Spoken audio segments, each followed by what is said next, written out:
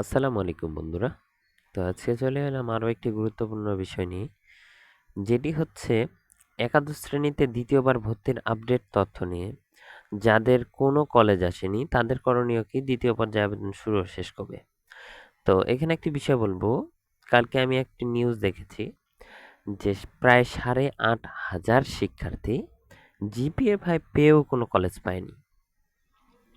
তাহলে তোমরা বুঝতে পারছো 8,500-এর অধিক শিক্ষার্থী GPA 5 পেয়েও কোনো কলেজে চান্স পায়নি।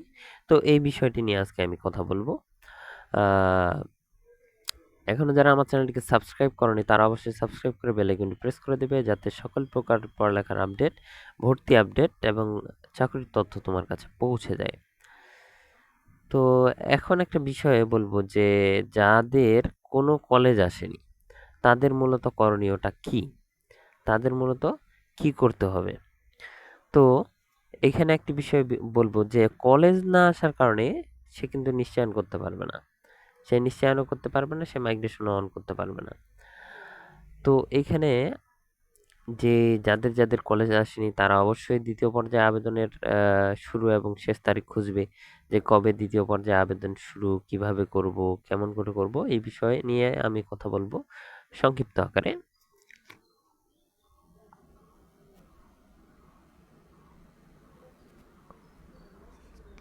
তো তোমরা দেখতেই পাচ্ছ এইখানে এই নোটিশটা শিক্ষা বোর্ড অনেক আগেই দিয়েছিল, যে শিক্ষা বোর্ডের দ্বিতীয় পর্যায়ের আবেদন কবে শুরু, দ্বিতীয় পর্যায়ে আবেদনের ফল প্রকাশ কবে।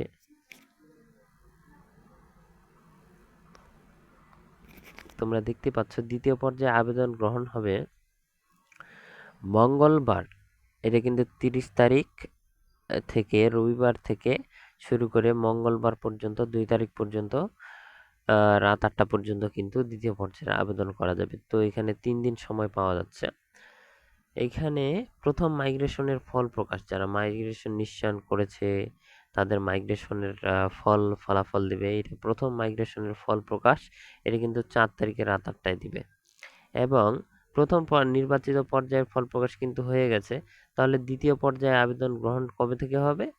এটা হবে 30 তারিখ, 30/6/2024 রবিবার থেকে 2/7/2024 মঙ্গলবার পর্যন্ত দ্বিতীয় পর্যায়ে আবেদন গ্রহণ। তো যারা এখন কোনো কলেজই পায়নি, এক্সপেকটেশনের, আমার রেজাল্টের একটা রেজাল্টের উপর নির্ভর করে একটা এক্সপেকটেশন থাকে, সেই এক্সপেকটেশনের অধিক কোনো আশা নিয়ে যখন আমি কোনো কলেজ চয়েস দেব, তো সেটা আসবে না, এটাই স্বাভাবিক। তো 8,500 শিক্ষার্থী যারা A+ পেয়েও কোনো কলেজে চান্স পায়নি, যেই সকল কলেজগুলো তারা চয়েস দিয়েছিল সেই সকল কলেজগুলোতে তাদের থেকে আরও ভালো শিক্ষার্থী, বেশি নাম্বার পাওয়া শিক্ষার্থী অবশ্যই চয়েস দিয়েছে। তো সেক্ষেত্রে কলেজ আগে, কলেজের নিয়ম তো এটাই যে আগে যাই, যে শিক্ষার্থীরা কোয়ালিফিকেশনের দিক দিয়ে আগে, নাম্বারের দিক দিয়ে আগে, তাদেরকে অবশ্যই সেই কলেজগুলো টানবে, এটাই স্বাভাবিক ব্যাপার। এখন 2টা A+ পাওয়া শিক্ষার্থী যদি থাকে, একটা সিট থাকে, 2টা A+ পাওয়া শিক্ষার্থী আছে আর সিট আছে একটা, তো সেক্ষেত্রে যে A+ পাওয়া শিক্ষার্থীটার মার্কস বেশি থাকবে তাকেই কিন্তু নেওয়া হবে। তো সেক্ষেত্রে তাদের নির্বাচন পদ্ধতিতে তারা তাদের বেস্ট স্টুডেন্টগুলোকেই নিয়েছে, শিক্ষার্থীদের নিয়েছে। এক্ষেত্রে যারা GPA 5 পেয়েছে, পেয়েও বাদ হয়েছে, তাদের বাদ হওয়ার কারণ কিন্তু এটাই। এখন দ্বিতীয় পর্যায়ে আবেদন করতে গেলে শিক্ষার্থীকে আবার কিন্তু 150 টাকা আবেদন ফি প্রদান করতে হবে, এবং আবেদন ফি প্রদান করার পরে তাকে কিন্তু আবার কলেজ চয়েস দিতে হবে।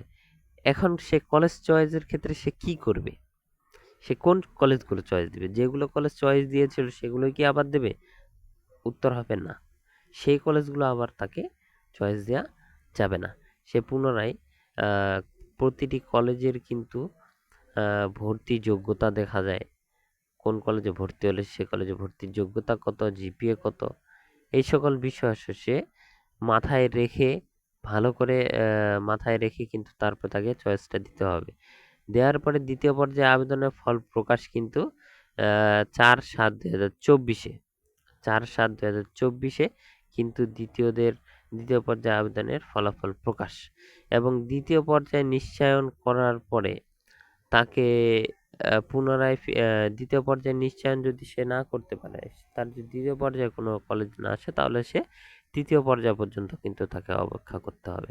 এবং দ্বিতীয় পর্যায়ে অনেক কলেজ আসার পরে তারা মাইগ্রেশন অন করে রাখলে তাদের মাইগ্রেশন অনের রেজাল্ট কিন্তু 7/7/2024 শুক্রবার রাত 8টায় কিন্তু দেওয়া হবে।